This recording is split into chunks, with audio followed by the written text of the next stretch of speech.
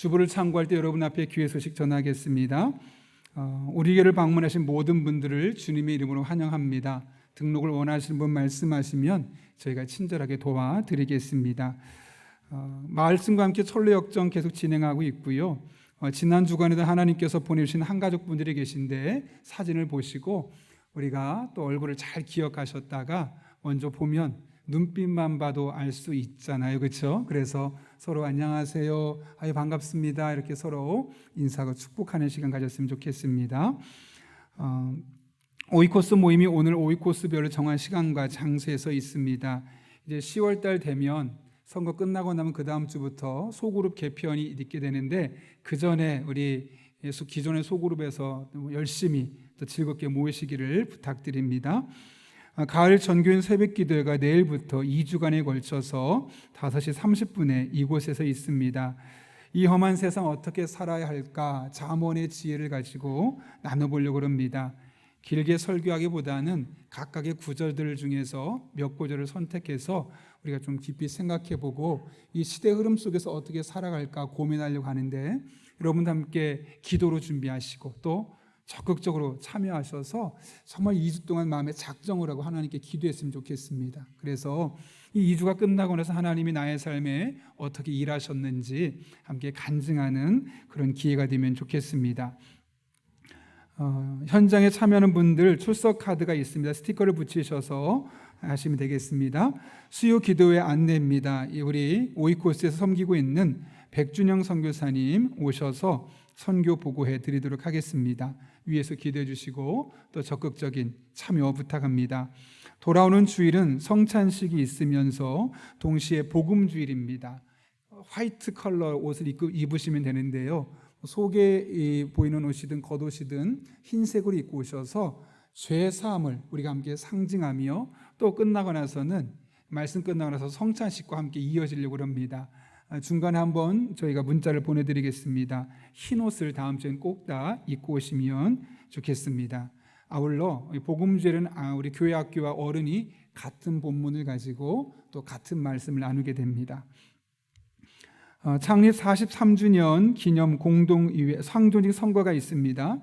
10월 2일 날 1차 투표는 9시부터 1시 30분까지 2차 투표는 2시 30분부터 있게 되는데요. 가장 중요한 것은 몇 명으로 뽑는 것이 아니라 최대한 많은 성도들이 와서 뽑는 겁니다. 그래서 되는 분도 우리에게 성도들이 나를 위해 기도하고 뽑았구나 그런 마음이 있어야 조금 더 헌신적으로 또 즐겁게 사역하지 않겠습니까? 그래서 혹여나 여러 가지 이유로 인해서 여전히 온라인 예배 드릴 수밖에 없는 분들 그런 분들도 선거 주간에는 꼭 오시기를 부탁드리고 만약 현장 예배 어려우시면 집에서 예배 드리고 오셔서라도 잠깐 선거 투표하고 가시면 좋겠습니다. 그래서 정말 우리 온 교회가 일꾼을 세우고 또 온 교회에 세워진 일꾼이 하나님을 잘 섬길 수 있는 그런 기회가 될 수 있도록 해주시길 부탁드리고요.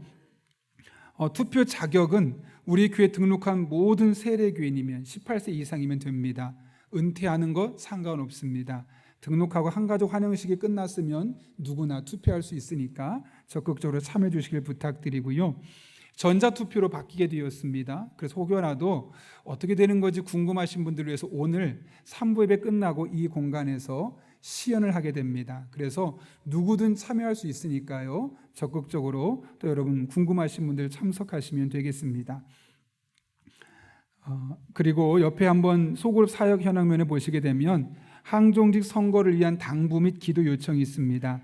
안내 및 협조 사항이 6가지가 있고 3가지 기도 제목이 있는데요. 6가지 제가 한번 짧게 오늘만 읽어드리겠습니다. 은혜 넘치는 선거를 위해 온 성도가 기도로 동참해 주시기를 부탁드립니다. 두 번째로 몇 사람에 의해 선출되는 선거가 아니라 전교인에 의해 선출되는 선거를 위해서 모든 성도가 투표에 적극적으로 참여해 주시기를 부탁드립니다. 세 번째로 선거를 준비하는 과정과 이후의 과정에서 한마디의 말로 상처를 주고받을 수 있으니 선거에 대한 추측성 대화를 자제해 주시기를 부탁드립니다. 네 번째입니다. 가까운 사람이나 잘 아는 사람만 뽑지 마시고 후보자 포스터를 보신 이후에 충분히 기도한 이후 선거에 임해 주시기를 부탁드립니다. 5번째입니다. 철저하게 하나님의 선한 뜻이 드러나는 선거를 위해서 개인적인 생각은 잠깐만 뒤로 하고 다른 사람에게 누구를 뽑을지를 말하는 것 또한 삼가해 주시기를 부탁드립니다. 6번째입니다. 능력이 부족해서 선출되지 않는 것도 아니고 또 내가 뛰어나기 때문에 선출되는 것도 아니고 이 시기에 하나님이 하실 일이 있으셔서 부르시는 것입니다. 그러니 되는 분도 교만할 필요 없고 안 되는 분도 낙심할 필요가 없는 겁니다. 함께 공통된 마음으로 참여 주시길 부탁드리고 꼭 약한 막이 튼트하지 못하도록 상처받는 일 없도록 또 하나님의 선한 뜻이 이루어지도록 3가지 기도해 주시기를 다시 한번 부탁드립니다.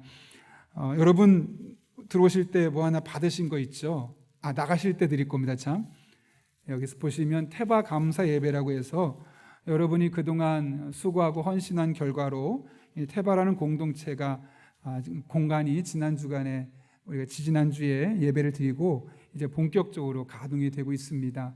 어제 같은 경우도 중고등부, 아동부에서 성경 공부를 했었고요.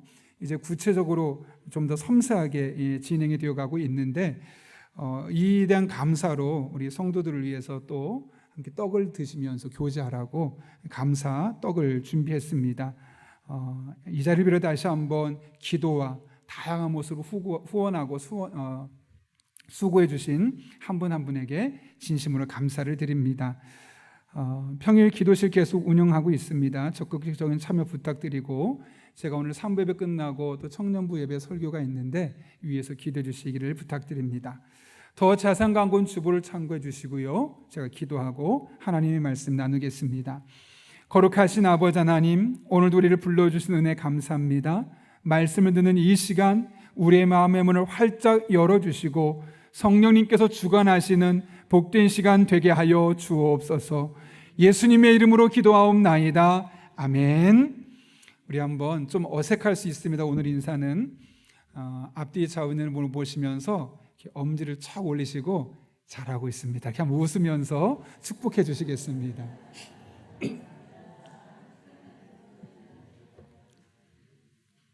네, 엄지척입니다. 여러분 한 분 한 분 너무너무 귀하고 여전히 부족한 모습이 보일 수 있어도 다 최선을 다하고 있는 여러분을 축복하고 잘하고 있습니다. 이 말을 꼭 해주고 싶었습니다. 여러분, 휴식이란 말 듣기만 해도 좀 기대가 되고 설레지 않습니까? 휴식이라는 제목의 책이 있습니다. 독일의 과학 저널리스트인 율리히 슈나벨이라는 사람이 쓴 책인데요. 그 책에 이런 내용이 있습니다. 자그마한 항구 도시에 어부가 이제 배 갑판에서 따뜻한 햇볕 아래 누워서 낮잠을 자고 있습니다. 그 옆을 지나가는 한 기업가, 사업가 그 모습을 보면서 한심하다라고 생각했는지 어깨를 툭툭 치면서 깨웁니다. 그러면서 하루에 몇 번이나 추러하십니까? 물었더니 하루에 딱 한 번만 하고 나머지는 지금처럼 쉽니다.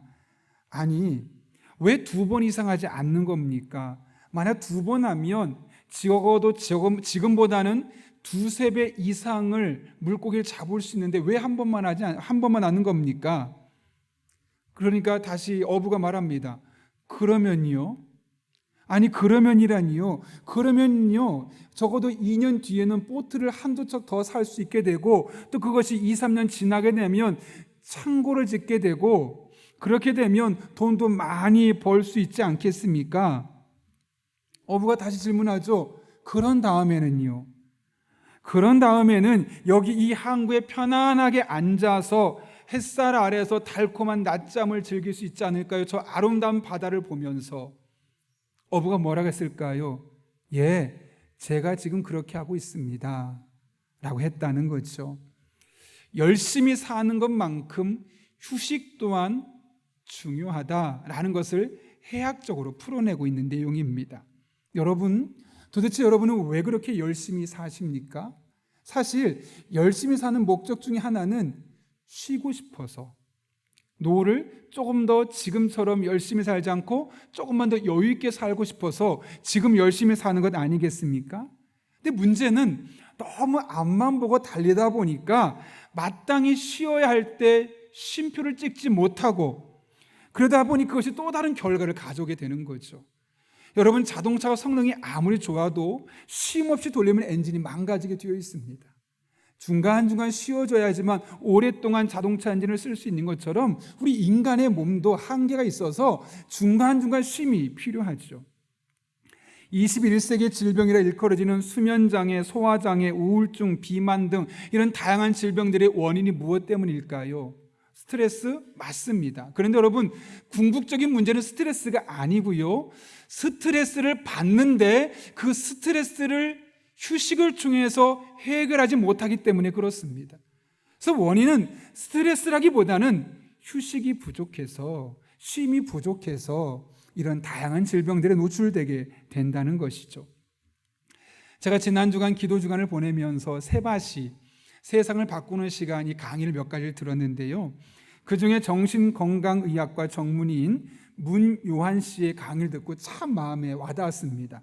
주제가 이런 내용입니다. 아무리 쉰 것 같아도 쉬어도 쉰 것 같지 않을 때, 그때는 오티움 할 때다. 좀 어려운 용어가 있죠. 오티움이 뭐냐면 내 인생이 뜻대로 되지 않아요. 그럴 때 내가 스스로 내 기쁨을 만들어낼 수 있는 여가 활동을 일컬어 오티움이라고 말합니다. 대부분의 사람은 휴식하면 뭘 떠올립니까? 아무것도 안 하는 것, 가만히 앉아 있는 것, 이거를 휴식이라고 생각하는데 그것은 착각이라는 겁니다. 진짜 휴식은 아무것도 하지 않는 것이 아니라 나를 기쁘게 만들고 내 마음에 즐거움을 가져다주는 행동을 하는 것, 그것이 진정한 휴식이라는 거죠. 그래서 한자도 쉴 휴에 숨 쉴 식, 그냥 쉬는 것이 아니라 숨 쉬면서 쉰다, 즉 또 다른 활동이 있을 때 진정한 휴식이 이루어진다라는 것이죠. 그러면서 본인이 직접 겪었던 한 사람의 이야기를 나눕니다. 어느 한 남자분이 찾아와서 상담을 요청합니다. 살만 나지 않는다는 거죠. 재미가 없다는 겁니다. 뜻대로 되지 않기 때문에요. 그러니까 가정에서도 재미가 없고 회사에서도 인정받지 못하고 무엇을 해도 되지 않으니까 너무너무 재미없고, 그래서 상담을 받으면 혹시 이 문제 해결할 수 있을까라는 마음에 찾아오게 되었던 것이죠. 여러 차례 상담했습니다. 1대1로. 그러면 당연히 호전되어야 되는데 참 안타깝게도 아무런 변화가 일어나지 않는 겁니다. 그러니까 이 사람이 어느 순간부터 안 나와버리는 겁니다. 어쩔 수 없죠. 찾아오지 않으니까. 그렇게 몇 개월이 지났습니다. 그리고 나서 문요한 씨가 어떤 행사가 있어서 한 행사장을 가게 됐는데 마침 그분을 봤습니다. 그런데 자기에게 찾아오던 몇 개월 전과 너무나 다르게 활짝 웃으면서 너무너무 즐겁게 일을 하고 있는 겁니다. 궁금해졌습니다. 아니 도대체 그 사이에 무슨 일이 있었기에 저렇게 즐겁게 똑같은 일을 하고 있는데 왜 이렇게 즐겁게 그 일을 하고 있을까 궁금해서 끝나가서 잠깐 대화를 나눕시다 하고 대화를 나눴더니 그분이 이런 이야기를 하는 겁니다. 정말 내 인생이 왜 이렇게 힘들까? 왜 내 삶이 이렇게 되는 일이 없을까? 왜 이렇게 행복하지 않을까? 이런 마음을 먹고 있는데 문득 그럼 내가 도대체 행복했던 때는 있었나? 찾아보니까 없는 겁니다. 그래서 과거를 흘러가다 보니까 초등학교 때가 너무 행복했던 때라는 겁니다. 그때 내가 도대체 뭐 때문에 행복했지? 생각해 보니까 본인 집 바로 옆에 제재소, 나무로 이제 물건을 만드는 제재소가 있는데 그 제재소 바로 옆에 이제 폐자재를 버리는, 그러니까 나무 조각을 많이 버리는 곳이 바로 집에 옆에 있었다는 거죠. 어린 시절에 그 나무를 갖고 노는 게 너무 재밌었다고 합니다. 나무를 깎기도 하고 조립하기도 하고 못도 받기도 하면서 자기가 만들고 싶은 것들을 만들다 보니까 그때가 너무너무 좋았고 그때를 생각하면 생각할수록 너무 행복하다는 거예요. 그래서 지금 내가 너무 행복하지 않으니까 혹시 그 어릴 때 그 했던 행동을 하면 행복해지지 않을까? 그래서 목공을 배우기 시작했다는 겁니다. 어떻게 목공했을까요? 적어도 그래서 목공을 시작하게 됐는데 너무너무 마음이 행복하더랍니다. 왜냐하면 그 시간만큼은 회사 일에 신경 쓰이지 않고 가정에서건 여러 가지 경제적인 문제 때문에 스트레스 받았던 일들이 하나도 생각이 안 나는 거예요. 그래서 이제 목공을 시작하기를 하는 겁니다. 남들이 보길 때는 아니 일주일 내내 일하고 주말에 목공하면 도대체 언제 쉽니까? 라고 말할 수 있는데 그분한테는 목공하는 시간이 쉬는 시간인 거예요. 다른 사람이 볼 때는 노동인데 그 사람은 그게 너무 행복해지고 그가 뭐 마음이 기뻐지니까 그 시간은 오히려 그에게는 휴식하는 시간이 되었다는 것이죠. 그래서 목공을 통해서 휴식을 취하다 보니까 지쳤던 마음도 회복되고 스트레스도 다 제거되고 그러면서 행복한 일상으로 돌아갈 수 있게 되었다라는 이야기를 하고 있는 것이죠.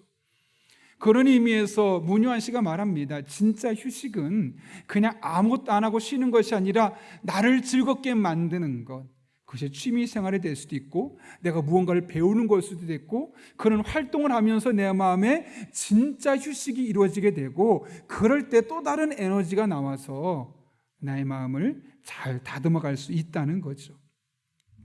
우리 민족은 대대로 부지런히 일하는 사람들이었습니다. 물론 양반들이나 돈 많은 사람 중에는 떵떵거리면서 노는 사람도 있었지만 거의 대부분의 사람은 노동 현장에서 앞만 보고 달려온 사람들이 대부분이었습니다. 그리고 우리나라도 그런 국가의 모습을 보면서 한강의 기적이다 이런 말하면서 그런 문화를 독려했었죠. 심지어 새마을운동이 우리나라의 대표적인 경제활동 중에 하나가 될 정도로 잘 살아보세라는 이름을 갖고 아침 일찍 일어나서 늦게까지 일하는 것이 우리네 한국 사회의 모습이었습니다.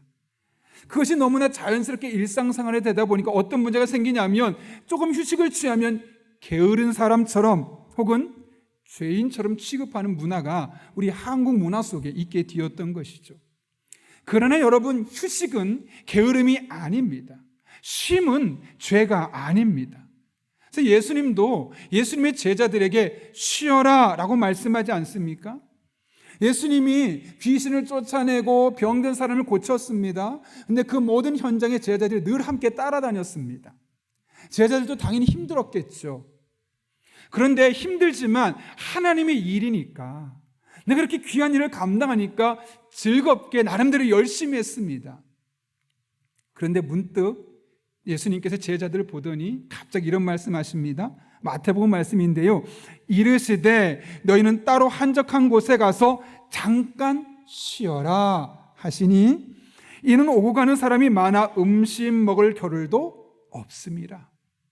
예수님이 보니까 분명히 너무나 귀한 일을 하고 있습니다. 제자들이 하나님 나라 일을 하고 있고 사명을 감당하고 있는데 너무너무 바쁜 겁니다. 아무리 바빠도 사람에게는 쉼이 필요하지. 그래서 뭐라고 말씀하십니까? 따로 한적한 곳에 가서 잠깐 쉬어라. 예수님이야말로 휴식의 필요성을 누구보다 잘 알고 계셨던 분입니다. 그렇다면 우리도 열심히 일만 해서는 안 됩니다. 시간을 내어서 따로 한적한 곳에 가서 잠깐 쉬는 이 휴식의 시간이 우리에게 필요하다는 거죠. 휴식은 게으름이 아닙니다. 휴식은 죄가 아닙니다. 오히려 하나님께서 우리에게 주신 육체를 충전하는, 재충전하는 시간입니다. 그래서 남편에게도 휴식이 필요하고요, 아내에게도 휴식이 필요합니다. 아이들에게도 부모님에게도 휴식이 필요합니다. 내가 혼자 따로 가서 잠깐 시간을 내어서 재충전할 시간이 우리 그리스도인에게도 하나님 믿음에도 불구하고 반드시 우리에게도 필요하다는 것이죠. 여러분 한 분 한 분이 오늘 말씀을 내게 주신 말씀으로 받고 따로 한적한 곳에 가서 잠깐 쉴 때 이런 은혜, 재충전의 은혜가 여러분에게 경험될 수 있기를 예수님의 이름으로 축원합니다. 오늘 본문을 통해서도 이 사실을 확인할 수 있는데요. 오늘 본문의 앞 사건을 잠깐 생각해 보실까요?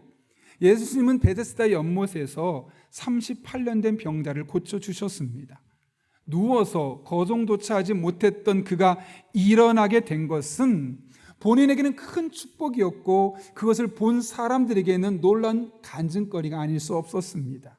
그런데 그것을 지켜보던 유대인들이 아주 이상한 놀라운 반응을 보이죠. 오늘 10절의 말씀인데 이렇게 말합니다. 유대인들이 병난 사람에게 이르되 안식일인데 내가 자리를 들고 가는 것이 옳지 아니하니라. 여러분, 병자는 38년 동안 육체가 질병이라는 감옥에 갇혀서 진정한 육체의 안식을 경험하지 못했던 사람입니다.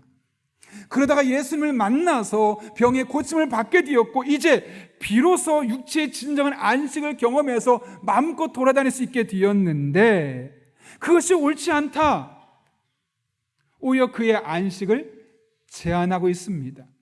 육체의 안식을 제한할 뿐만 아니라 심리적인 안식까지 제한해서 그로 말미암아 불편하게 만들고 있는 아이러니한 모습이 누구에게요? 바로 하나님을 누구보다 잘 섬긴다는 유대인으로부터 시작되고 있음을 오늘 본문은 우리에게 말씀하고 있는 것이죠. 여러분, 이상하지 않습니까? 원래 유대인이 어떻게 반응하는 것이 정상일까요? 같은 동네 사람이니까 축하한다고 잘 됐다고 뭐 큰 잔치는 안 되더라도 꽃바구니는 안 되더라도 꽃 한 송이 들고 가서 축복한다고 축하한다고 38년 동안 네가 힘들었는데 진정한 육체적인 안식과 마음의 안식을 누릴 수 있게 되었으니 너무너무 감사하다고 그렇게 격려해야 되는데 오히려 그를 책망하고 있습니다. 그리고 도대체 왜 이런 행동을 했냐고 그를 비난하고 있습니다. 이제야 비로소 육체의 안식을 경험하는 이에게 정신적으로도 안식하지 못하게 하는 아이러니한 상황이 그의 삶에 나타나고 있었던 것이죠. 더 이상한 것은 이 장면을 누가 만들었습니까? 예수님께서요. 자리를 들고 걸어가라 라고 말씀한 분이 누구입니까? 예수님입니다. 여러분, 예수님이라면 구약 성경을 잘 알고 계셨기 때문에 안식일에 이렇게 해서는 안 된다는 걸 누구보다 잘 알고 계셨거든요. 그러면 그를 비록 고쳐주셔서도 어떻게 하는 게 좋을까요? 가장 좋은 방법은 안식일 다음날 고쳐주시거나 아니면 안식일날 고쳐주셨으면 오늘은 안식일이니까 잠깐 쉬었다가 내일 움직여라. 그래서 안식일을 범하지 않도록 하면 최선의 방법일 겁니다. 그런데 안식일을 누구보다 잘 알고 계신 예수님께서 오히려 안식일을 범하도록 안식일날 자리를 들고 일어나 걸어가라 해서 오히려 유대인들에게 비난을 받고 안식일에 오히려 안식하지 못하는 이런 아이러니한 상황을 만들어 버린 것이죠. 왜 그러셨을까요? 38년 된 병자에게 또 다른 안식이 필요했기 때문에 그렇습니다. 여러분, 우리 인간에게는 삼중적인 안식이 필요합니다. 하나는 육체의 안식, 건강으로 말미암은 육체의 안식이 필요하고 또 하나는 정서적인 그런 안식이 필요합니다. 또 하나의 안식이 필요한데 그것은 무엇이냐면 영적인 안식입니다. 오늘 이어지는 말씀을 통해 이 사실을 알 수 있는데요, 예수님께서는 성전에서 병자를 다시 만나셨죠. 이때는 이가 이미 육체의 안식을 누리고 있었고 정서적으로 안식을 한번 누렸던 경험이 있습니다. 그런데 예수님이 그 상황에서 그에게 어떤 말을 남기십니까? 아주 의미심장한 말을 남기시는데요, 오늘 보면 14절 말씀 같이 한번 읽어볼까요? 시작. 그 후에 예수께서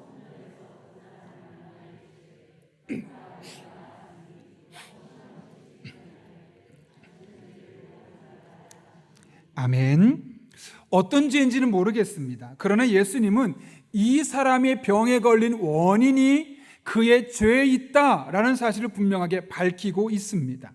다른 말로 하면 38년 된 병자가 안식일의 질병으로 인해서 안식을 누리지 못했던 것인데 그것은 바로 그의 죄 때문이었다. 바로 영적인 문제로 인해서 그가 그동안 이 삼중적인 안식을 누리지 못했다는 사실을 분명하게 밝히고 있는 것이죠. 여기서 우리의 관심을 끄는 단어는 다시는 이란 단어입니다. 헬라어 메케티라는 단어인데요, 더 이상 뭐뭐하지 않다, 영어로 no more 혹은 no longer라는 단어로 번역됩니다. 무슨 말이겠습니까? 다시는, 제발 다시는 이런 일이 너에게 없었으면 좋겠다. 그러니 다시는 죄를 범하지 말아라 라고 경고하고 있는 것이죠.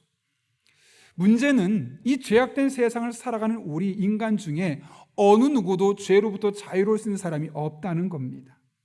죄의 종류와 크기와 시기만 다를 뿐 누구나 죄를 지으며 살아갈 수밖에 없는 것이죠. 그렇다면 예수는 왜 이런 말씀을 하셨을까요? 그냥 한번 해보신 걸까요? 아니면 특별한 이유가 있기 때문일까요? 우린 여기서 이 죄의 문제를 다시 한번 생각해 볼 필요가 있습니다. 여러분, 우리가 일반적으로 생각하는 죄는 어떤 것을 죄라고 말합니까?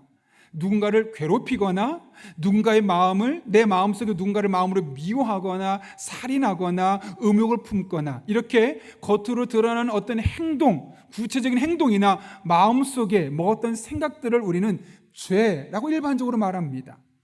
그럼 성경은 무엇을 죄라고 말할까요? 물론 이런 것들도 죄라고 말하지만 성경이 말하는 가장 중요한 죄는 하마르티아입니다.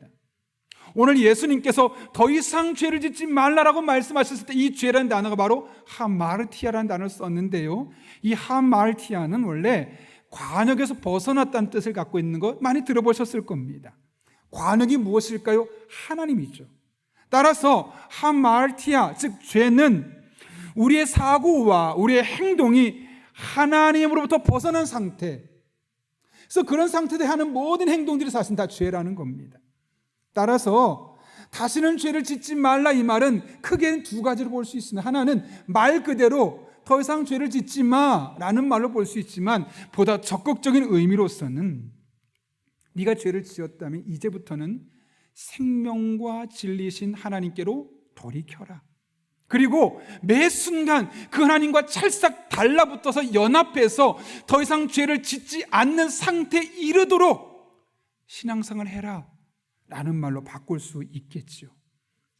이렇게 우리가 하나님과 연합하면 관역에서 벗어난 상태가 아니라 늘 하나님이라는 관역에 명중시키는 삶을 살게 된다면 우리는 더 이상 죄를 짓지 않을 수 있게 된다라고 말씀하고 있는 것이죠.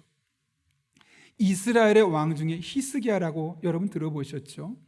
그는 25살의 왕이 되어서 무려 29년을 왕으로 활동했던 사람입니다.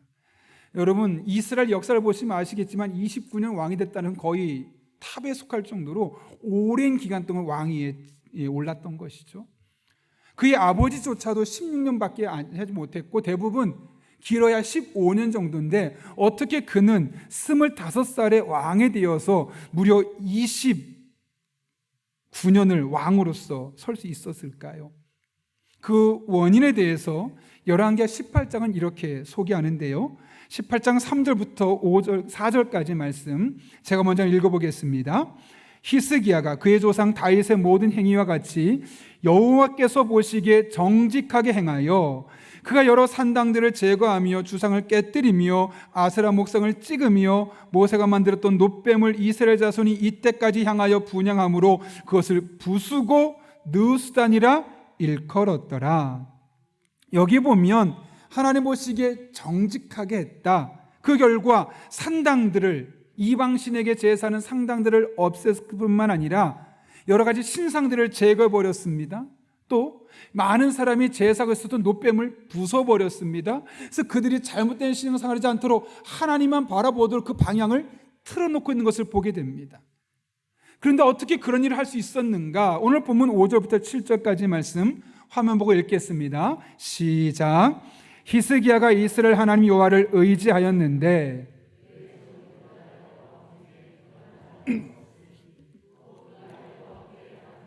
그에게서 떠나지 아니하고 여호와께서 모세에게 명령하신 계명을 지켰더라.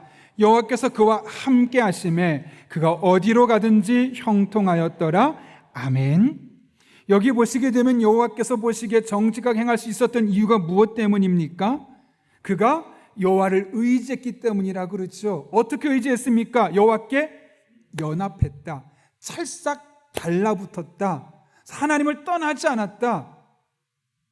하나님께 어떻게 달라붙겠습니까? 그의 모든 생각과 가치관과 삶의 방식이 하나님 중심으로 이루어졌다는 거죠. 그러니까 하나님이 그와 함께 하셔서 그가 어디로 가든지 형통하게 만들어 주셨음을 오늘 우리는 열왕기하 18장 말씀을 통해 깨닫게 되는 것이죠.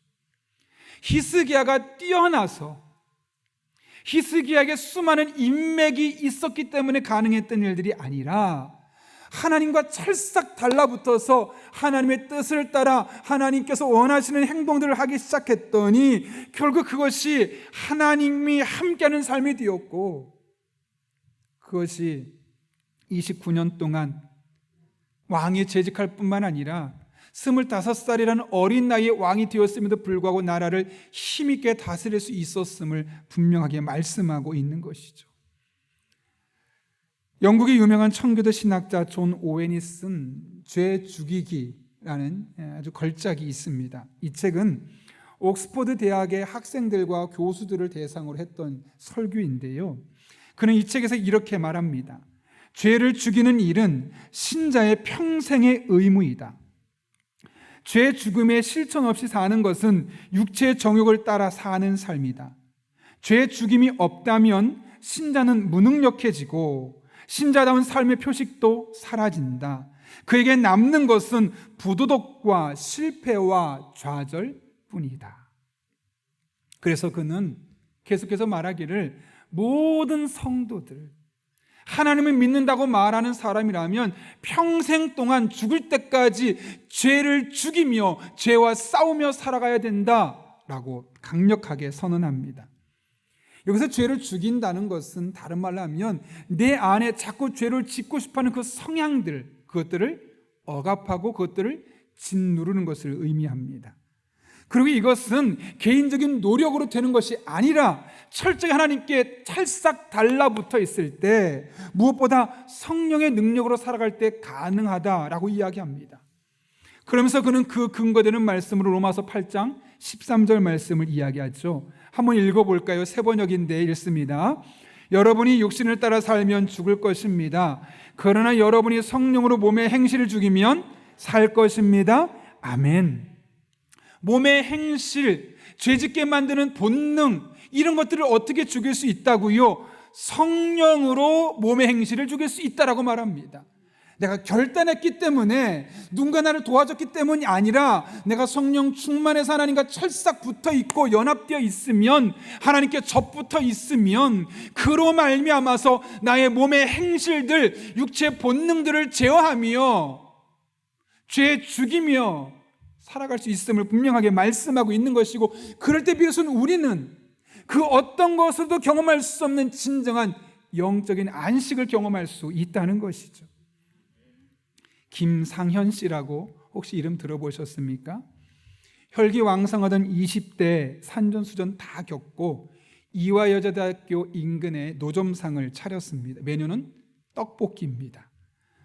신기하죠. 성공을 꿈꾸는 20대 청년이 기껏 마련했던 이 아이템이 떡볶이라니. 그러나 그는 보란듯이 해냈죠.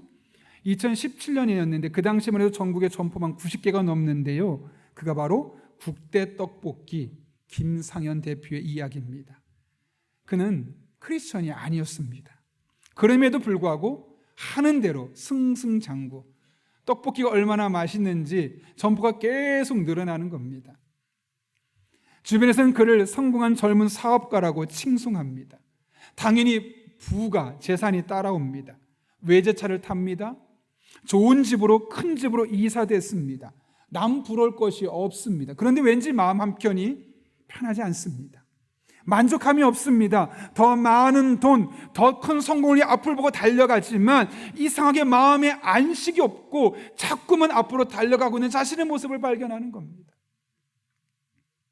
돈에 목마른, 마치 소금물을 먹듯이 가지면 가질수록 더 목마른 그런 현실 앞에서 마음의 평안과 안식을 누릴 수 없는 그의 모습을 발견하죠.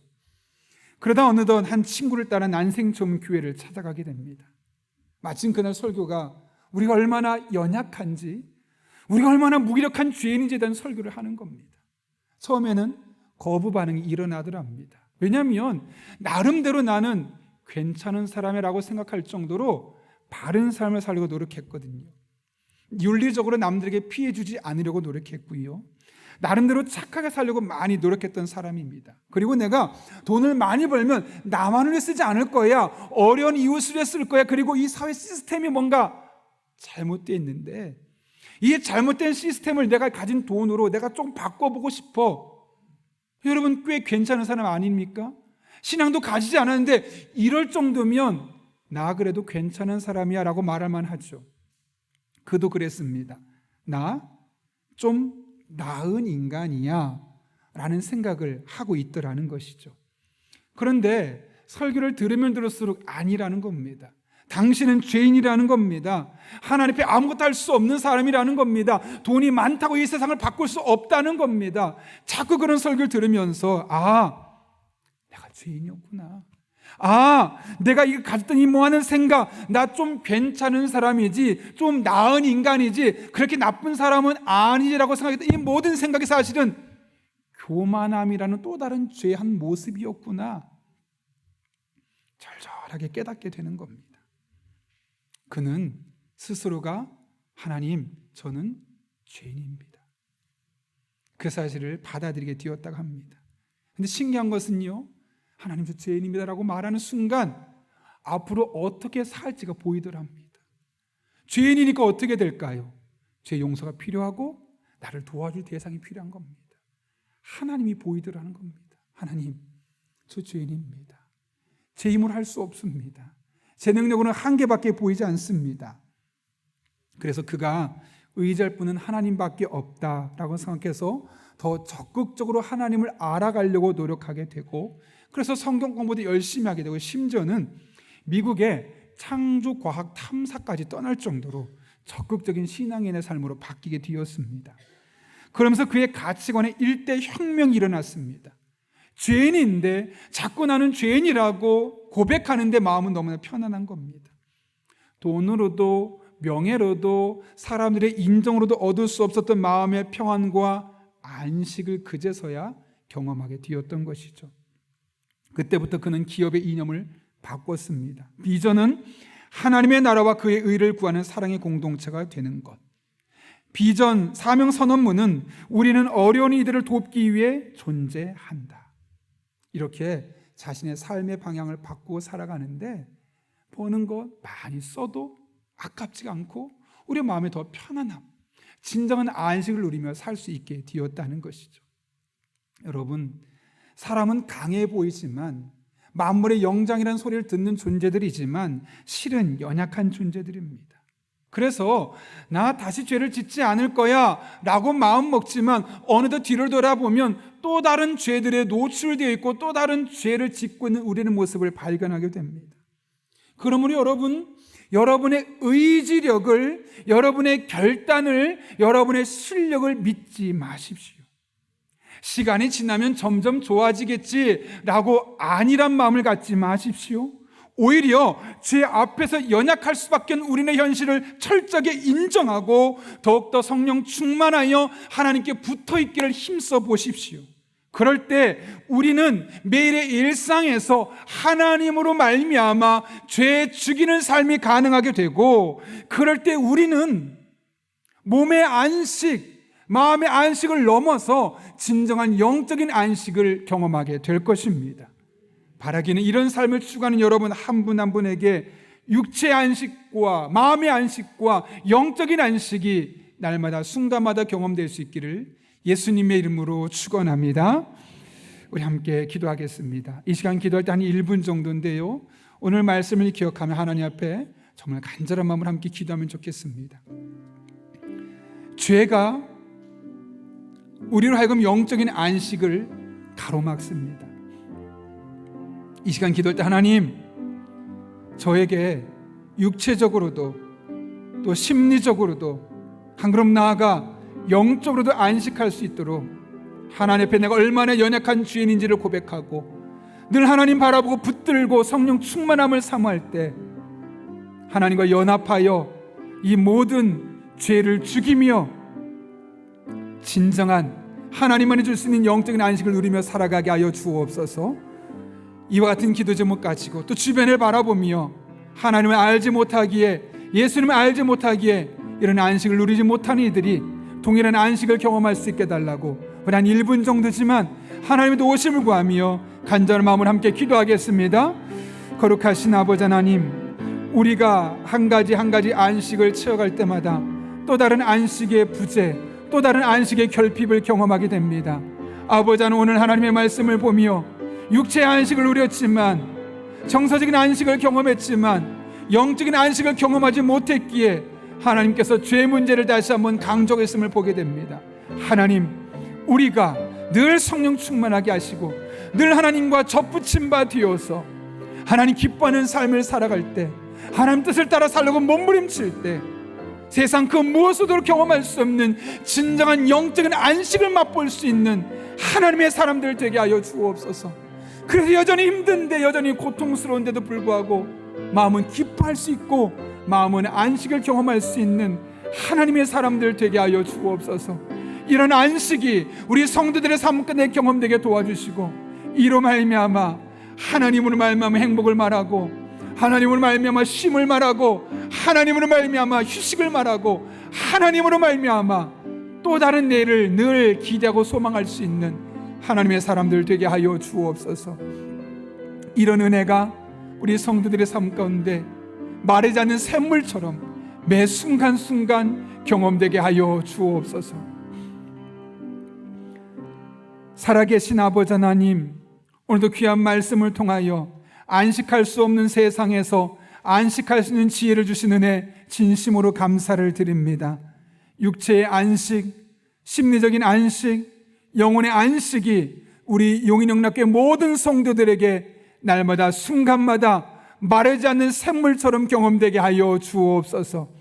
이를 위해 늘 하나님과 접붙임 받게 도와주시고, 늘 하나님 앞에 성령 충만한 삶을 살아갈 때 하나님의 선한 뜻을 따라 한 걸음 한 걸음 걸어가게 도와주시고, 그 안에서 죄를 이기고 영적인 안식을 경험하고, 이것이 우리의 삶의 일상의 삶에서 날마다 순간마다 경험되게 하여 주옵소서.